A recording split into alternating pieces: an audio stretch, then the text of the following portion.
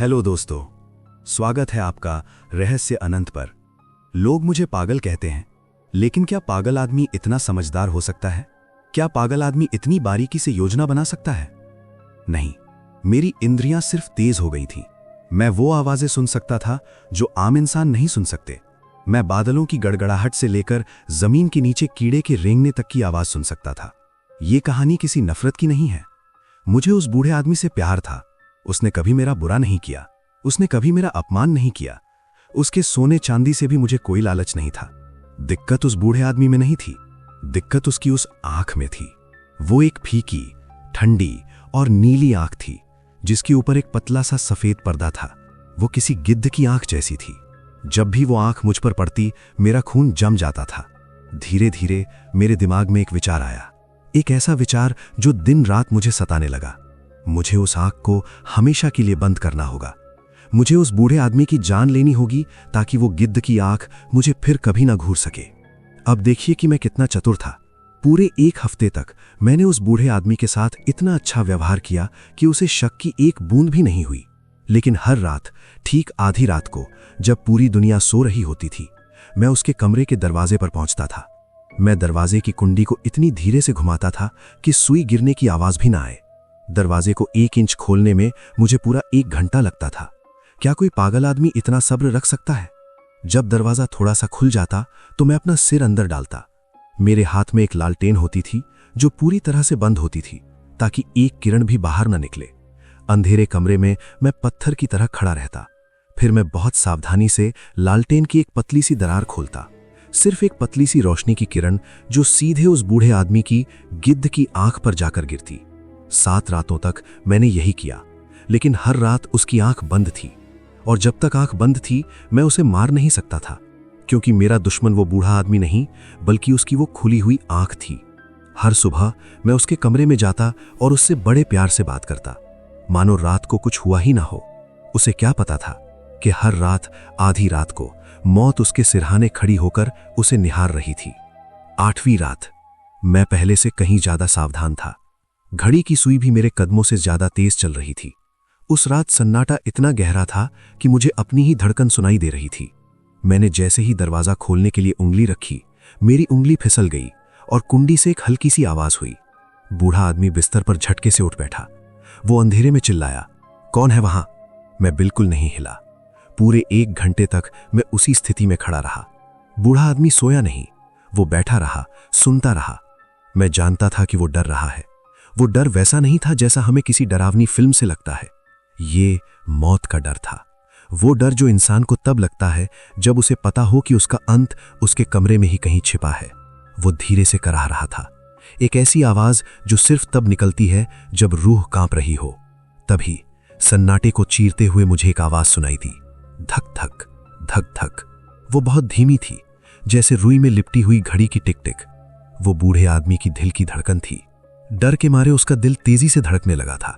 वो आवाज बढ़ती गई, और तेज और तेज।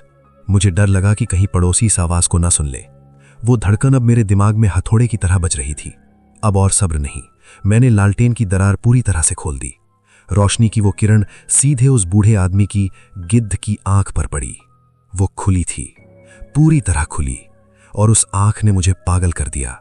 मैं एक चीख के साथ उस पर कूद पड़ा और उसे भारी बिस्तर के नीचे दबा दिया। कुछ देर तक वो धड़कन सुनाई देती रही और फिर सब शांत हो गया। बूढ़ा आदमी मर चुका था। उसकी आंख अब मुझे कभी नहीं देखेगी। बूढ़ा आदमी मर चुका था। उसकी वो गिद्ध जैसी आंख अब हमेशा के लिए ठंडी हो चुकी थी।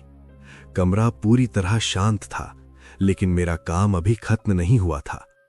सूरज निकलने में अभी कुछ घंटे बाकी थे और मुझे उस सबूत को मिटाना था जिसे मैंने अभी अभी बनाया था।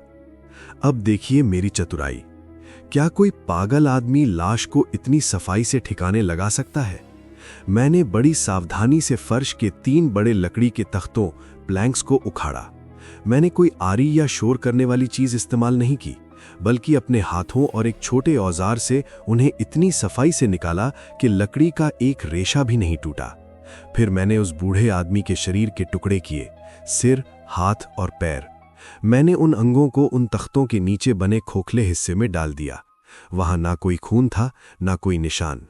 मैंने फर्श को वापस बंद किया।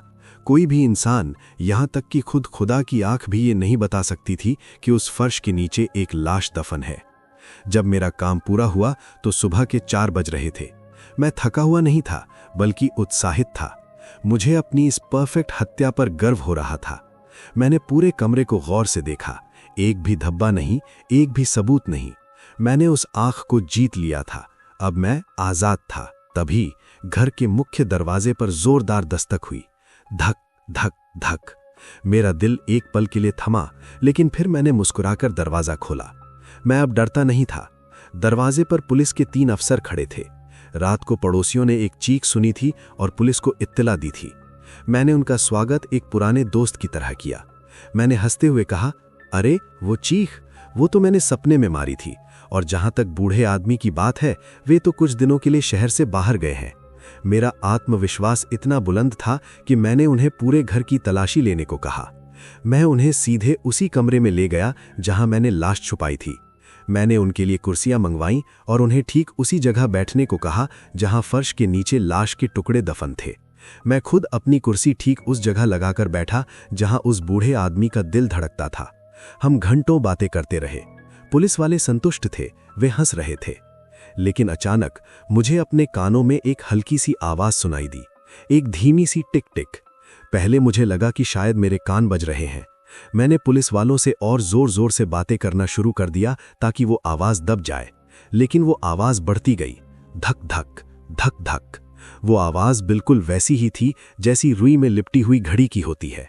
मेरा चेहरा सफेद पड़ गया। मुझे लगा कि मेरा सिर फटने वाला है। क्या ये पुलिस वाले वो आवाज नहीं सुन रहे थे, या फिर वे सिर्फ नाटक कर रहे थे ताकि मैं खुद अपना गुनाह कबूल कर लूं? वो धड़कन अब कमरे की हर दीवार से टकराकर मेरे कानों में गूंज रही थी। तो दोस्तों, एडगर एलन पो की द टेल टेल हार्ट हमें सिखाती है कि अपराध बोध एक ऐसी आवाज है जो हमें कहीं भी चैन से रहने नहीं देती। वो धड़कन सिर्फ उस आदमी के दिमाग में बज रही थी, लेकिन वो इतनी जोर से बजी कि उसने उसे बर्बाद कर दिया। क्या आपको लगता है कि हर अपराधी का अंत ऐसा ही होता है? क्या हमारा ज़मीर हमें कभी धोखा नहीं देता? कमेंट्स में हमें अपनी राय ज़रूर बताएं। रहस्य अनंत को सब्सक्राइब करें और इस वीडियो को शेयर करें ताकि और लोग भी इस भयानक सच को जान सकें। याद रखिए, कोई भी अपराध कभी छिपा नहीं रहता, खासकर आपकी अपनी आत्मा से। धन्यवाद।